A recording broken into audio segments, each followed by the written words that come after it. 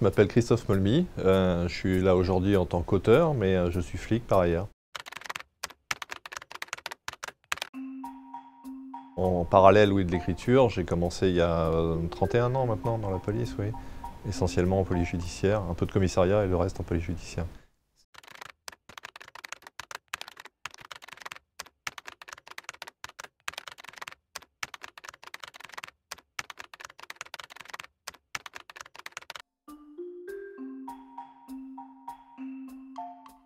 Alors l'écriture, c'est une belle histoire, c'est venu presque par hasard en réalité, puisque le premier, je l'ai écrit pour moi, sans trop penser à me faire éditer d'ailleurs, j'avais même pas ça en tête.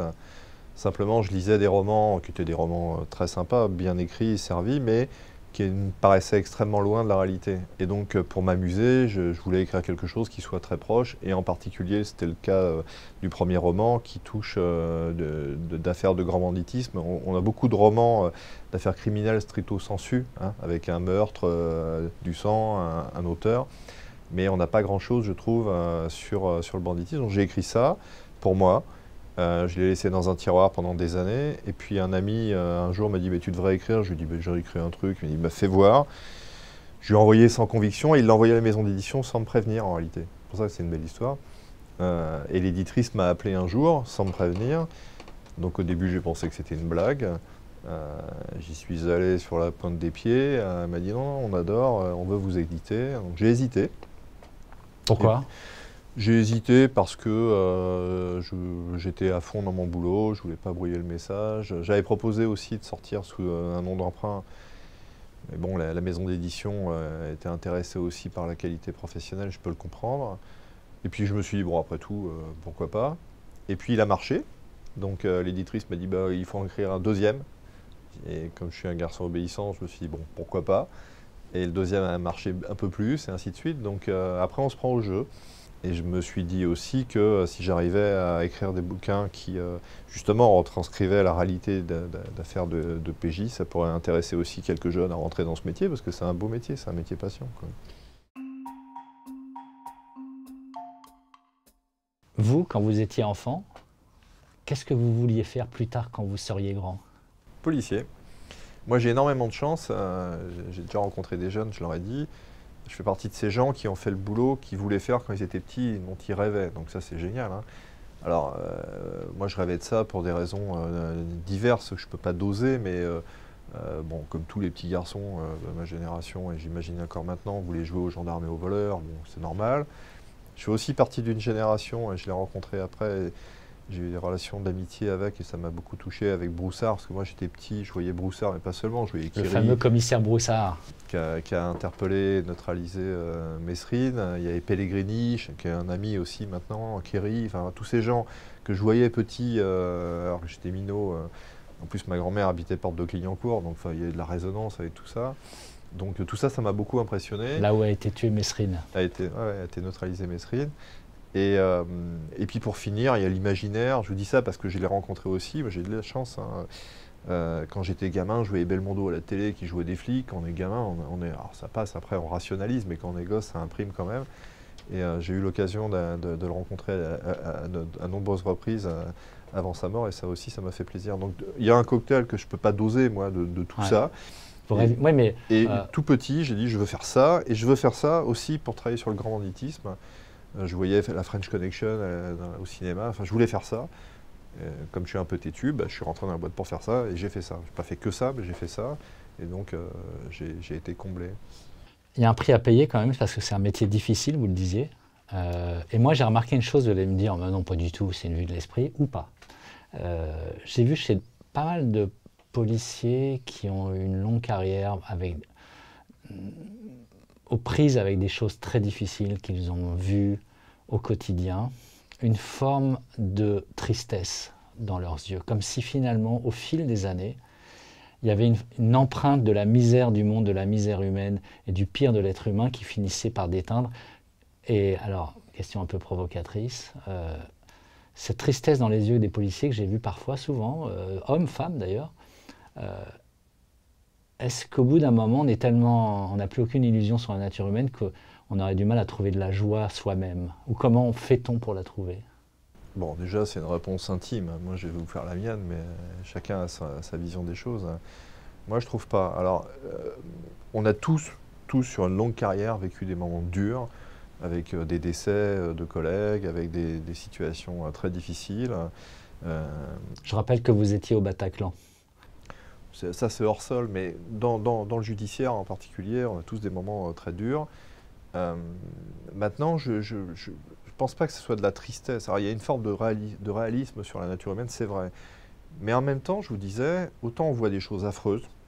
J'ai vu des affaires abominables avec des types, des fois vous dites, qui n'ont presque rien d'humain. Et vous voyez aussi de très belles choses, du côté des flics, mais pas seulement, hein, des fois de l'autre côté aussi.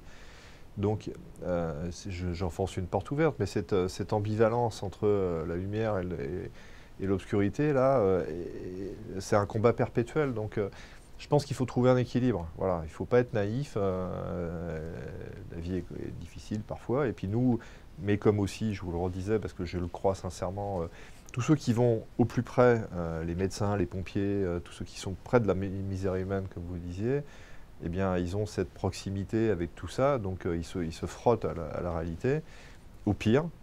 Mais en même temps, ce faisant, je trouve qu'on voit des choses touchantes et lumineuses, donc il faut garder un équilibre. Il faut pas être naïf en disant tout le monde est beau. Tout le monde n'est pas beau et lumineux, c'est pas vrai. Il y a des gens affreux, il y a des situations abominables, mais il y a aussi des super trucs. Donc je pense qu'il faut rester sur la crête et se garder à distance. Ça, c'est difficile. Moi, je n'ai pas de leçons ni de conseils à donner, mais je pense qu'il faut, pour bien faire ces métiers-là, il faut réussir à se structurer pour garder une certaine distance et compartimenter. Voilà. Moi, je sais que je ne parle pas de boulot chez moi. Je ne ramène rien du travail chez moi. Mes amis ne sont pas des flics. J'ai ma vie. Ça ne me définit pas profondément, d'ailleurs. Je suis très fier d'être flic et j'ai adoré tout ce que j'ai fait.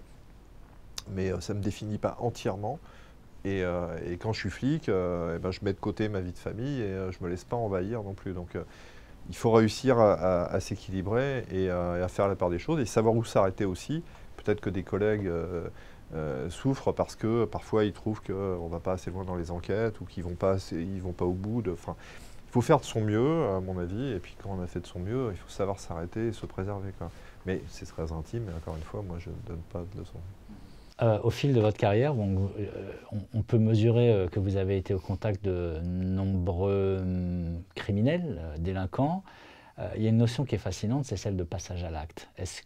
Alors il y a plusieurs conditions.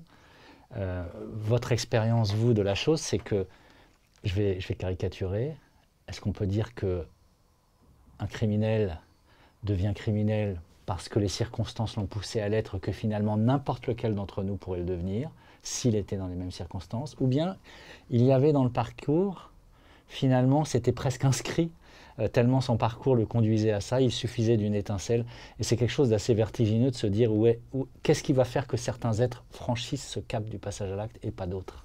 Alors je ne vais pas vous répondre en qualité de flic, là, mais plutôt d'auteur. Alors moi je ne suis pas philosophe, mais l'écriture est intéressante pour ça.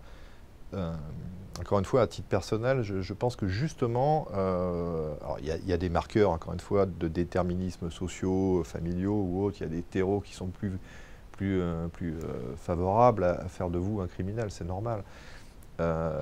Mais rien n'est jamais inscrit. Vous avez des gens qui sortent de milieux criminogènes et qui ne veulent absolument pas être des voyous, et d'autres, moi j'ai vu des voyous qui étaient de familles totalement notables, installées, qui étaient le trublion de la portée et qui partaient de travers sans raison. Donc c'est plus compliqué que ça. Et quant à la nature humaine elle-même, vous savez, moi je me souviens d'un film que j'ai vu quand j'étais gamin qui m'avait marqué, qui s'appelait Les Chiens de paille. Je ne sais pas si vous vous souvenez de ce film, qui est un film avec Dustin Hoffman, qui est un type qui au début du film en fait affiche l'idée qu'il est non violent et qui refoule toute forme de violence physique, verbale, et il en fait même de trop en disant voilà, moi je milite pour ça. Et pour raccourcir le sujet, il se trouve à partir en province avec son ami, je crois qu'il va en Angleterre, mais je ne me souviens plus trop, aux États-Unis, mais je crois que c'est en Angleterre, dans un tout petit village dont provient sa femme, qui est une belle femme, et là s'enchaînent des relations extrêmement conflictuelles avec la population locale et les hommes en particulier. Et ça dérape tellement qu'à la fin, en l'état de légitime défense, mais après il dérape totalement, il finit par tuer D'abord pour se protéger, puis aussi parce qu'ils dérapent totalement. Et c'était ça que j'ai trouvé intéressant, c'est ça qui est intéressant aussi dans l'écriture. Quand on écrit, moi j'ai pas d'autre prétention que vous distraire, et un roman ça doit être un bon moment. Après si vous réfléchissez sur certains sujets, tant mieux, mais encore une fois je suis pas philosophe. Et quand on écrit, c'est intéressant justement de prendre un personnage, et comme dans le dernier roman Comme un papillon, prendre quelqu'un qui n'est pas un voyou, et qui est confronté à la machine judiciaire, qui est confronté à des questionnements aussi familiaux, puis qui est essoré par tous ces événements, et voir à quoi ça le conduit, quoi. C'est ça que je trouve assez fascinant. Parlons un peu de la psychologie des policiers en général, même si faire un cas, c'est forcément que des cas particuliers, mais chez un enquêteur, j'ai déjà remarqué plusieurs fois chez les enquêteurs, lorsqu'on prend un os à ronger, il y a une forme de dimension obsessionnelle, ce qui donne d'ailleurs des résultats, de jamais lâcher le morceau pendant des années, parfois pendant 10 ans, etc. Est-ce que c'est quelque chose qui caractérise l'enquêteur d'être... alors avec les travers, ça veut dire, hein, mais une dimension obsessionnelle? Bah, pour commencer, déjà je pense, mais ça n'engage que moi, que tous les policiers, qui sont en PJ ou pas, et j'en vois des jeunes arriver, sont quand même, pour l'écrasante majorité, si pas pour dire la totalité, animés par une volonté de service public. C'est un métier qui est difficile, hein, il ne faut pas se cacher. Donc ils ont envie de faire ça. Vous ne rentrez pas dans la police par hasard. Ce n'est pas un métier que vous faites en vous disant ouais, pourquoi pas, je vais faire ça un peu et puis je verrai plus tard. J'ai pas de mépris pour d'autres boulots, mais il faut vraiment avoir envie de le faire. Surtout qu'aujourd'hui, les concours sont devenus difficiles parce qu'il y a beaucoup de gens qui se présentent. Donc le niveau est à monter, même pour être gardien de la paix aujourd'hui, vous avez vite fait d'avoir besoin d'avoir Bac+2, Bac+3, donc c'est des gens intelligents qui auraient pu faire autre chose et qui rentrent, je pense, par conviction, et c'était le cas aussi pour moi, dans un service public. Ça a du sens, le service public, c'est être au service du public. Et je trouve qu'il y a une abnégation et un engagement qui est assez global. Voilà. Et ça, c'est quelque chose qui m'a toujours impressionné, et qui est pérenne et qui existe encore aujourd'hui, malgré les difficultés que rencontrent les collègues. Il y en avait d'autres avant, ça a changé, mais c'est un métier qui est difficile. En PJ en particulier, c'est encore un autre métier. C'est moins visible parce qu'on ne porte pas d'uniforme, il y a de l'enquête, et en effet, on a beaucoup de flics en PJ, presque tous j'imagine, quelle que soit la matière, soit du financier, du criminel strict ou autre, qui ont un côté un peu chasseur, pêcheur, quoi. Il faut de la patience, il faut de l'entêtement, il faut de l'endurance. Il faut aussi, ça c'est quelque chose qu'on voit parfois dans les fictions à tort, qui me hérisse, c'est qu'il n'y a pas de flic seul. Vous avez personne qui règle une enquête tout seul. Ça n'existe pas. L'ADN de la PJ, c'est le groupe. Voilà. Et c'est important aussi parce que c'est aussi une autre famille. Ils sont très soudés entre eux et c'est très chouette. Donc l'ADN, c'est le groupe. Donc, et ensemble, eh bien, vous avez une sorte d'émulation. Hein. Il y en a qui tirent, d'autres qui poussent. Et tout ça, ça tend vers la résolution d'une affaire. Et souvent, quand vous avez des affaires qui durent, en stup, en banditisme, même en financier ou autre, des mois, parfois des années, la résolution, c'est une vraie récompense. Donc voilà, c'est de l'entêtement, de la patience. Puis c'est un métier aussi très exigeant techniquement aujourd'hui, maintenant en particulier. Il faut être au fait des nouvelles technologies, il faut être ouvert sur sa société. Donc c'est un beau métier. Pour en revenir au début justement de votre parcours d'écrivain, vous disiez je voulais montrer la réalité du métier de policier, des enquêtes, etc. par rapport à ce que j'ai l'habitude de voir dans les films notamment. Qu'est-ce qui vous chiffonnait? C'était caricatural, c'était faux? C'est comme dans les films, ou dans les téléfilms, ou dans le public qui dit votre honneur à un juge français, par exemple. Parce que, la différence entre une garde à vue réelle et une garde à vue dans un livre ou un film, entre une filature réelle, etc., qu'est-ce qui vous chiffonnait? Qu'est-ce que vous vouliez montrer au juste, au départ? C'est une vaste question. Hein. Bon, alors, c'est le moins vrai pour le dernier parce que c'est pas un roman policier, donc j'incarne même pas de flic dedans. J'y reviendrai dans le prochain, mais pour celui-ci, c'était pas le cas. Donc ça s'y prête pas vraiment. En revanche, sur les premiers, oui. Moi, je trouvais en effet qu'il y avait beaucoup de caricatures faciles. Voilà. Finalement, je trouve que c'est extrêmement facile de prendre un événement. Alors, il y a eu des flics qui, de temps en temps, ont mis un pas de travers. On est 150 000, vous ne pouvez pas imaginer que tout le monde est parfait. Mais stigmatiser une profession avec un cas particulier ou l'image d'un cas particulier, je trouve que ça ne répond pas à la réalité. Donc ça me choquait. Oui, mais même au-delà, dans la pratique même. Mais même dans la pratique, moi, ce que j'ai pu voir parfois, alors on présente des flics comme des gens brutaux, alors qu'en réalité, moi, je trouve qu'ils sont plutôt empathiques. Ils sont, même avec les gardés à vue, même dans leur manière de travailler, sont des gens plutôt sensibles. Sur les méthodes de travail, sur la relation avec les gens qui sont en garde. Moi, j'ai vu et j'ai vécu, et ça se fait, manger un morceau avec les gens en garde à vue, discuter avec eux. Vous pouvez très bien parler à quelqu'un que vous avez interpellé, vous n'êtes pas obligé non plus d'être en conflit ouvert. Donc voilà, moi j'étais pas à l'aise avec l'image que renvoyaient certaines fictions, qui à mon avis creusaient beaucoup trop loin les caricatures. Et desservent un peu la boîte aussi, parce qu'il y a des gens qui finissent se dire bah ouais, mais ça doit être comme ça, quoi. Mais non, c'est pas comme ça. Et puis il faut dépasser aussi certains clichés. On ne mange pas des jambons beurre le midi avec une bière. Enfin, si ça s'est fait, c'était il y a des décennies de ça. La police est moderne maintenant, vous avez beaucoup de jeunes, il y a beaucoup de femmes, il y a de toutes les nationalités des Français, pardonnez-moi, mais de toutes les origines, merci. Et c'est tant mieux, on est à l'image de la société, la police vit avec sa société, et je trouve que c'est une très belle boutique, donc autant la faire voir sous cet angle-là. Moi je ne veux pas être naïf ni angélique, mais je pense que c'est utile de faire voir ça. Ouais. Vous avez exercé diverses responsabilités au sein de la police. On vous a connu et vu sur le terrain, comme on dit, au moment des attentats du Bataclan à la tête de la BRI à Paris, et puis plus tard à la tête de la brigade des mineurs. Est-ce qu'on peut être à la fois policier en exercice, alors vraiment en exercice dans ces genres d'unités extrêmement au contact de la délinquance et des pires événements, et écrire la vraie réalité de la police, des enquêtes et du métier de policier, sachant que vous êtes en fonction? Est-ce que c'est possible de coller au réel, ou est-ce qu'on est tenté, ne serait-ce que pour ne pas égratigner les collègues, d'édulcorer un peu les aspects plus sombres de la police? Alors d'abord, qui d'autre écrirait avec réalisme sur la police que des policiers? Je trouve que c'est quand même nous qui sommes les mieux placés pour le faire. Et Cornet, non, mais moi je ne me retiens pas, si vous voulez, dans l'écriture pour préserver qui que ce soit. Simplement, j'écris la manière dont je vois les choses, dont je vois les collègues.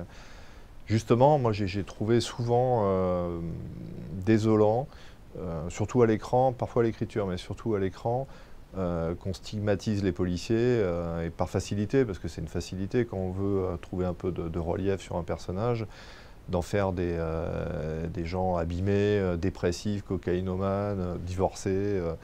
Mais c'est pas ça la réalité. L'extrême majorité des gens que j'ai connus dans mon boulot, c'est des gens totalement équilibrés, qui ont une famille, et c'est pour ça qu'ils sont bons dans leur travail. C'est des gens lumineux, donc c'était ça qu'il fallait faire voir. À côté d'intrigues qui sont d'ailleurs pas soit inspirées de la réalité, ou pas nécessairement de la mienne, mais de la réalité, ou à tout le moins vraisemblables, mais il n'y a rien de surréaliste. Voilà, pour qu'il y ait quand même une intrigue et des rebondissements, puis ça tienne le lecteur. Mais ouais, moi j'ai choisi de faire voir les flics comme ils sont, c'est-à-dire comme des gens tout à fait normaux, et pas des cas désespérés, parce que c'est pas le cas, quoi. Et pour autant, bon, évidemment, il y a tout pour faire un monde, mais on sent que dans les films ou dans des polars, des romans policiers, comme on disait autrefois, et même dans la police elle-même, souvent, le cliché qui est véhiculé dans le public, c'est d'être des gens extrêmement manichéens, des gens, soit on est dans la loi, soit on est en dehors de la loi, soit on est blanc, soit on est noir, soit on est juste, soit on est injuste. Or vous, ce qui vous intéresse, semble-t-il, à travers tous vos livres, c'est cette frontière, cette espèce de nuance, cette espèce de non-manichéisme justement de l'âme humaine, qu'on soit du côté des voyous d'ailleurs ou qu'on soit du côté des policiers. Et cette espèce de ligne de crête, comme si vous étiez un observateur privilégié pour la remarquer partout. Mais justement, contrairement à ce qu'on pense, les flics ne sont pas des gens manichéens, ce sont des gens réalistes. Mais la réalité de la nature humaine est infiniment plus complexe qu'elle pourrait paraître. Alors ça serait pratique peut-être, si on pouvait mettre les gens d'un côté ou de l'autre en disant celui-ci il est complètement noir, celui-ci il est totalement vierge. Et voilà, et comme ça, on sépare les lignes de front et tout le monde est content. Mais ça ne fonctionne pas comme ça, la vie, c'est pas ça.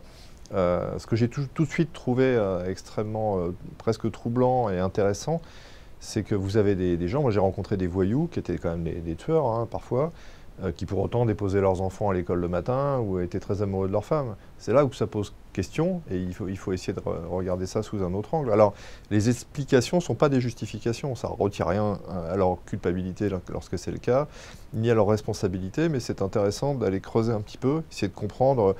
Alors, moi, j'ai toujours eu le soin dans mon travail, mais aussi dans les romans, d'essayer de comprendre ce qui amène les gens à ce qu'ils sont. Alors, parfois, il y a du déterminisme familial, social, ou des rencontres, des hasards, mais il n'y a personne qui est prédestiné, tout petit bébé, à devenir un voyou. Hein, ça ne fonctionne pas comme ça. Donc, il faut essayer de comprendre ça.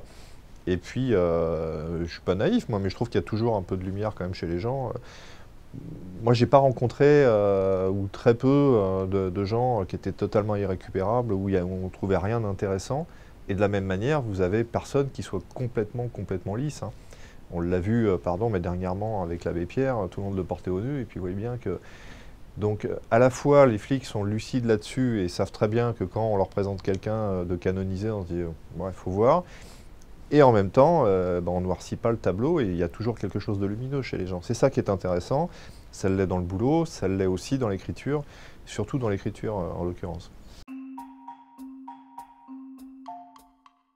Quelle est justement l'intrigue de votre dernier roman qui est, on ne peut pas dire que ce soit un roman policier, polar, c'est plus un roman noir qui va chercher la psychologie, le portrait psychologique des protagonistes, que ce soit d'ailleurs des deux côtés de la barrière entre monde policier et monde des justiciables, comme on les appelle. C'est quoi l'intrigue en quelques mots? Alors, l'histoire, en effet, c'est un roman noir, parce que d'un mot, les premiers étaient des polars, donc les mécanismes d'une enquête de PJ, aussi vu des voyous, mais un peu comme vous pouvez voir dans Engrenage, qui était une chouette série. Et puis plus ça allait dans l'écriture, plus je m'éloignais du piquet. C'est-à-dire, le premier, c'était sur des matières que je connaissais bien, puis après j'ai essayé d'autres choses, et voilà. Dès le quatrième et avec ce cinquième roman, je voulais pas aller à la facilité, et en effet, le roman noir offre plus de possibilités d'un point de vue psychologique sur les personnages. Là, c'est un sujet de société en fait. Les flics comme les journalistes sont des gens qui sont à l'écoute de leur société. Ça ne vous a pas échappé qu'il y a tout un questionnement sur le consentement, sur les relations entre hommes et femmes. Voilà. Et les hommes les plus intelligents, je pense, ou ceux qui ont compris, ont pris le train en marche, ont adapté leur comportement pour les plus anciens. Moi, j'ai plus de 50 ans, donc il a bien fallu prendre la mesure de tout ça. C'est plus la même époque. Il y a des choses que vous disiez, vous faisiez il y a 30 ans, vous pouvez plus faire aujourd'hui. L'autre jour, je voyais une émission de télé, on voyait sur une cérémonie, dans le cadre de la télé d'ailleurs, je crois, une jeune femme qui monte au podium et on entend dans la salle « t'es bonne », tout le monde rigole. Et 30 ans après, c'est plus possible, et tant mieux d'ailleurs. Donc on sent que tout ça, ça a changé. Et y compris sur la notion de consentement et des rapports humains, rajouté au fait que tout a changé, notamment dans la manière de se rencontrer. Moi, s'il y avait 20 ou 30 ans, je vous avais dit, voilà, je vais inventer une sorte d'application via un téléphone, vous allez aller avec une photo, vous allez la mettre votre photo, switcher sur des photos de femmes, vous en choisissez une, et si ça matche entre vous, vous avez tout de suite une relation sexuelle. Bon, allez, attends. Et pourtant, ça existe, je crois. Hein. Et donc, ça modifie profondément, moi je ne juge pas, hein, mais ça modifie profondément les rapports humains. Ça induit plutôt des mises en danger, parce qu'en fait, comme il n'y a plus toutes les phases de séduction, d'approche, de découverte, hein, et puis peut-être de se reculer, on y va immédiatement, il y a des hommes et des femmes qui se mettent dans des situations complètement inextricables. Et voilà, et donc cet homme, lui, ne se pose aucune question, il enchaîne les relations comme ça. Et il a une relation avec une femme. Ce qui est intéressant, je trouve, c'est qu'au début du roman, on a 2 chapitres sur le même moment, mais vus par ses yeux à lui et par ses yeux à elle. Et pour faire court, lui passe un bon moment et elle se sent agressée sexuellement. Alors que les choses se passent de la même manière. Donc ça, c'est un vrai questionnement en tant qu'auteur, c'est qu'est-ce qui se passe pour qu'un homme, lui, soit content de lui en sortant de la chambre, alors que la femme, elle est tétanisée en pleurs et qu'elle a été violée. Donc on est sur des subtilités, mais c'était ça le début du roman, ça m'intéressait beaucoup. Et évidemment, cet homme, lui, il est prof en fac, c'est pas un voyou, il se retrouve en garde à vue. Sa femme, du coup, apprend tout ça, donc ça c'est un bouleversement terrible. Il le mérite sûrement, hein, ou pas, mais en tout cas, c'est un bouleversement terrible. Et il y a une histoire dans l'histoire parce que il rencontre une psy, ce qui est normal hein, dans le cadre de sa garde à vue, qui est chargée par le magistrat de faire son expertise psychologique pour voir s'il est conscient de ce qu'il fait, s'il peut répondre à la justice, etc. Et elle a une phrase un peu sibylline, un peu dans son rapport, en disant qu'il s'agirait quand même de voir si lui-même n'a pas été victime dans son enfance, mais qui finalement, dans la formule qu'elle fait, est quelque chose d'assez usuel. Parce que malheureusement, on voit souvent que des agresseurs ont été agressés, ce qui ne justifie pas l'agression, mais qui contextualise un peu. Bon. Et lui est dans une famille dysfonctionnelle, et donc il y a des choses qui remontent, et en même temps qu'il doit faire face à cette descente judiciaire et cette épreuve judiciaire, il a une quête personnelle, familiale, pour essayer de comprendre ce qui lui est arrivé ou pas aussi. Puis après, il y a une troisième histoire dans les deux histoires, mais ça, je ne vous en dirai rien, sinon on gâche la fin. Mais c'est ça qui était intéressant, c'était justement... Alors, il y a un côté un peu pervers quand on est auteur, de prendre un personnage comme ça, et puis de le concasser, de le broyer. Mais je trouvais que c'était pas mal, et justement aussi cette dualité du point de vue entre les hommes, les femmes, sur des mêmes événements, mais pas des choses... c'est pas violent dans le sens où... évidemment, quand on tue quelqu'un, quand on fait quelque chose de très majeur, très démonstratif et d'objectif, tout le monde est d'accord. Là, c'est sur des relations humaines, des fois qui sont difficiles à dénouer, parce qu'il y a une intimité. Et voilà. Et donc, le regard des deux n'est pas le même tout au long du roman. Et je trouve que c'était, en termes d'écriture, c'était extrêmement intéressant. Vous dites que vous inventez tout, et pourtant, à vous lire, on sent que vous n'inventez rien. C'est la force de la fiction, d'ailleurs, de se rapprocher de la vérité par la fiction. C'est bien connu, c'est la fiction parfois qui s'approche du réel. Mais là, quand vous dites que vous inventez tout, on sent bien que vous recyclez des choses vues, des choses vécues, des choses comprises de votre pratique policière. Alors, de moins en moins. Alors, c'est vrai, c'était très vrai sur le premier, et plus on s'éloigne, moins ça l'est. Sur le dernier, en fait, j'ai en réalité rien recyclé d'expérience professionnelle. En revanche, oui, je m'inspire des fonctionnements. Je sais ce qu'est une garde à vue, un déferment devant un magistrat, mais en réalité, plus le temps passe, d'abord probablement parce que j'ai déjà expurgé ce que j'avais besoin de sortir dans les romans précédents, et je prends plus d'assurance pour m'éloigner du confort de ce que j'ai pu vivre ou ce que j'ai pu entendre et que je maîtrise mieux, pour aller vers des sujets qui sont un peu plus éloignés justement de mon expérience. Donc il est beaucoup moins personnel dans le sens où je retranscris rien de ce que j'ai pu vivre en réalité, mais il est beaucoup plus intime dans l'écriture parce que je suis plus à l'aise avec les émotions, avec la description des personnages. Et même dans les descriptions des voyous, et notamment dans le premier ou l'un de vos premiers romans, le milieu des braqueurs, et notamment gitan, avec tout le vocabulaire, la culture, etc. Et on avait l'impression d'apprendre, c'était quasiment naturaliste et documentaire, vraiment du point de vue de c'est quoi la vraie vie des familles de voyous presque héréditaires. Bah ça, c'était ludique aussi, hein, dans le vocabulaire. En effet, il y a une sémantique de voyous et de flics qui parfois est assez proche d'ailleurs. Les manouches ont leur propre, c'est le romani, ont leur propre langue. Il y a des codes, il y a des choses à décrypter comme ça. Par exemple.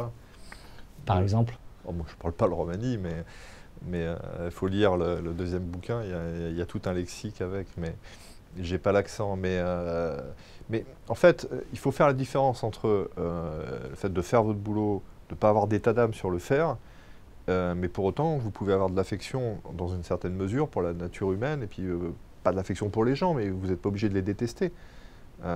Moi, j'ai vécu des situations, et tous les flics ont vécu des situations, même de mise en danger, avec des voyous qui auraient pu nous tuer sur les interpelles. Bon, bah, après, une fois que c'est fini, si le gars se conduit bien, pourquoi vous voulez être agressif avec lui? Pourquoi vous ne voulez pas vous intéresser de savoir ce qu'il est ce sont des hommes, hein. Donc je trouve que c'est plus riche de prendre le travail sous cet angle-là. Encore une fois, c'est beaucoup moins manichéen. Et puis il y a des gens intéressants. Alors ça ne retire rien du tout, il ne faut pas se prendre les pieds dans le tapis, hein. Moi, je n'ai pas d'amis voyous, hein. Mais ça ne retire rien du tout leur responsabilité. Ils doivent être condamnés à aller en prison. Mais moi, j'ai rencontré des voyous qui étaient des gens intelligents, vraiment, qui, dans une autre vie, auraient été patrons de société, peut-être, ou auraient fait mon métier, je ne sais pas. il y a des gens intéressants, donc moi je vois pas l'intérêt de se priver de ça, quoi. Généralement, les policiers, ils écrivent une fois qu'ils sont retraités ou bien ils ont quitté la police, ils deviennent scénaristes, certains réalisateurs à succès. C'est plus rare que des policiers écrivent en exercice, avec succès en plus. Et puis 6e roman, c'est ça? 6e? Ça, c'est le 5e. C'est le 5e, pardon. Qu'est-ce qu'il se dit de vous chez vos collègues, dans la hiérarchie? Mais vous avez le temps d'écrire, et t'es policier ou écrivain, vous leur envoyez vous envoyez au ministre de l'Intérieur le livre. Racontez-nous un peu l'ambiance. Est-ce qu'il y a de la jalousie? Ça se passe comment? Non, pas de la jalousie. Ils sont peut-être un peu intrigués, mais de toute façon, moi, j'écorne pas la boîte. Je règle pas de compte, j'incarne personne. J'ai jamais incarné personne, ni flic, ni voyou. Faut pas chercher derrière tel personnage, tel personnage. Donc, je suis bienveillant avec la boîte, donc c'est plutôt bien, bien vu. Moi, c'est un peu taiseux, parce qu'on ne m'a pas objectivement encouragé à ça. On ne m'a jamais entravé, on ne m'a jamais fait de remarques désobligeantes. C'est un peu passif, mais c'est plutôt bienveillant. Donc, voilà. Mais je ne suis pas le seul à écrire en fonction, hein. J'en connais d'autres qui ont écrit alors qu'ils étaient encore en fonction. Il y en a qui s'y mettent après. Alors après, il faut voir le style, parce que il y en a aussi beaucoup qui écrivent des biographies. Moi, j'ai pas de jugement là-dessus, mais j'ai aucun intérêt à écrire ma vie, mon œuvre pour ce qui me concerne. Ce sont des fictions, ce sont des romans, quoi. C'est un autre exercice, c'est une autre exigence. Donc, mais non, je suis pas le seul.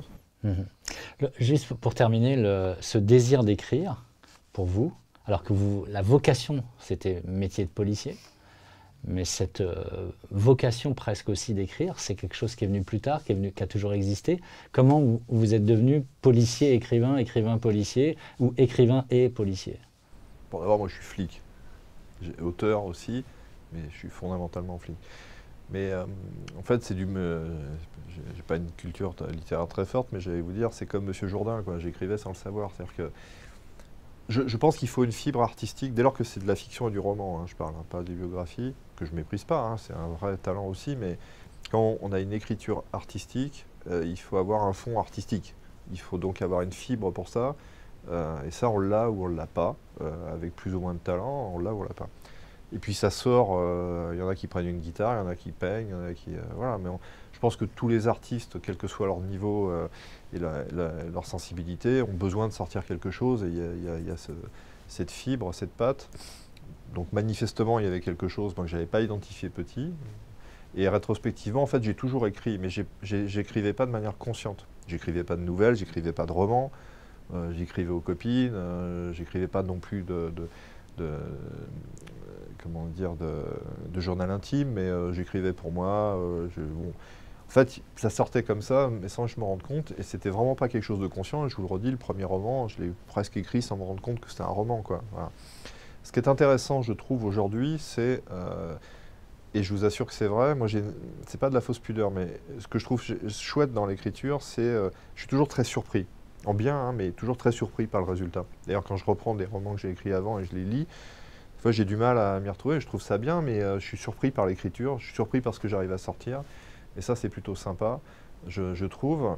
Surtout que le premier, il y a toute une vie, c'est-à-dire que vous avez d'abord un fichier informatique, puis après, ça devient un objet. Quand ça devient un objet, c'est un peu intimidant au début, c'est étrange. Il ne vous appartient plus complètement d'ailleurs, c'est plus votre document à vous, il appartient au lecteur. Et voilà. Et j'arrive à être surpris des sentiments, des postures que j'arrive à faire ressortir. Donc voilà, je trouve ça plaisant, étonnant. J'arrive encore même au bout du 5e, bientôt 6e, à m'étonner de l'écriture. Mais je trouve ça très enrichissant d'un point de vue personnel. Dernière question, Christophe Maulmy. On voit bien ce que le métier de policier a pu apporter à votre plume. Est-ce que la réciproque est vraie? Est-ce que le métier ou la capacité à écrire des histoires a eu une influence sur votre métier de policier? Non, pas du tout. D'abord, quand on fait un rapport, c'est un autre style, on est à des années-lumière de tout ça. Non, mais même dans la relation humaine. J'entends bien. Hein. Non, bon, la sensibilité que j'avais, je l'avais déjà. Honnêtement, non, ça n'a rien changé.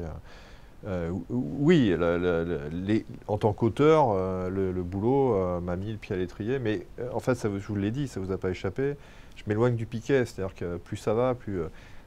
je disais à mon éditrice, je ne suis pas prêt à ça, mais peut-être qu'un jour, j'aimerais bien écrire ce qu'ils appellent de la littérature blanche, c'est-à-dire quelque chose qui n'a rien à voir avec la police.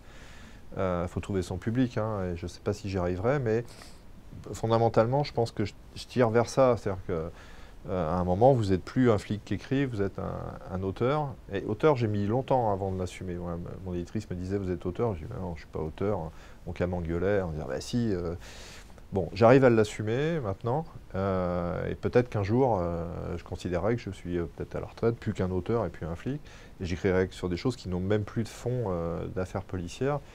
Peut-être, mais non, non, il n'y a que la police qui a nourri l'écriture et pas le contraire, quoi. Merci. Merci à vous.